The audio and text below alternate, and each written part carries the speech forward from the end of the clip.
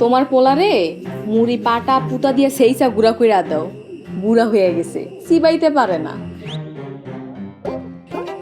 মুড়ি গুঁড়া কইরা গেলাসে দিয়া পানির লগে মিলাইয়া চিনি দিয়া শরবত বানায় খাওয়াইতেছে।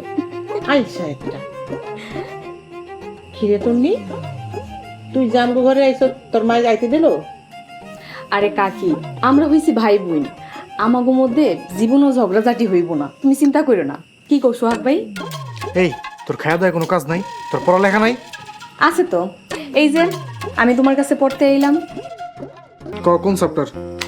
সোহাগ ভাই বাদ দাও না, আজকে আর পড়াইতে হইব না। আমি পড়তে পড়তে ক্লান্ত হয়ে গেছি, পড়ে আইছি।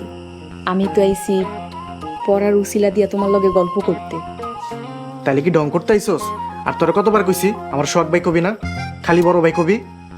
বেয়াদব একটা। আমার তো মন চায়